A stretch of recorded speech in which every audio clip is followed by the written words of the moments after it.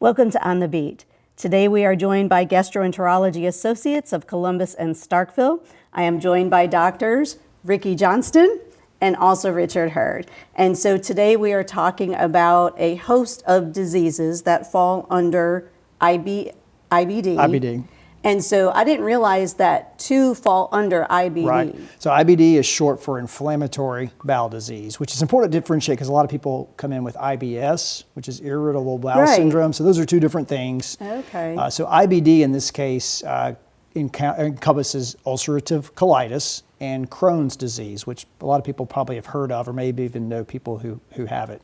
And I thought they were two completely separate diseases, but because they're in that same family, what are the symptoms of each? And so I kind of describe them as sister diseases, because they do have a lot of things that overlap. And in the old days, there were kind of different ways to approach treatment for them, but now with the newer classes of medications we have, approaches to treatment's pretty similar, so that's why we kind of lump them together. But symptoms, diarrhea is a big one, abdominal pain, weight loss, sometimes you can have rectal bleeding.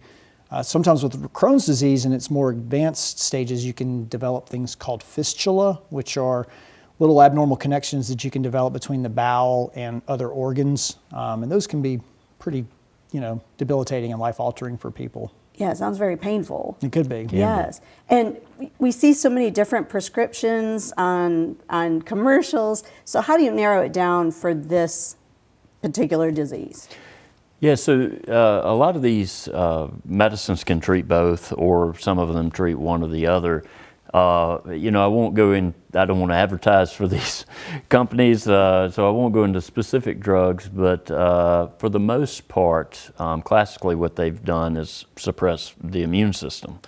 These are both autoimmune diseases. Now, though, as we get more and more of these drugs, they get more and more particular and specific about what part of the immune system they're suppressing. So they're suppressing just as a very small amount as they possibly can, and they're getting really good at it. It's very exciting the way these drugs are changing. I think it's a testament. We've talked before about hepatitis C and the strides that we've made in treatment of that just in my short career, and this IBD falls under that paradigm as well. When I first started, a lot of these patients would be on steroids, which to his point are just kind of a blanket immunosuppressant, have tons of side effects, and so they're really, can help people acutely, but they're not for long-term management of these diseases.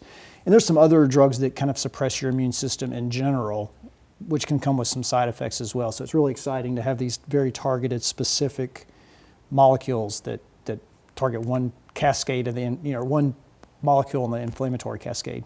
Well, and one question we might have is safe to use if somebody is pregnant. Yeah, that would be a specific question for when you're there. For the most part, the rule has always been it's worse to have a flare of your inflammatory bowel disease during pregnancy than any of the side effects you'd get from the medicines. That has changed a little bit, and there are some specific medicines that you don't want to use during pregnancy.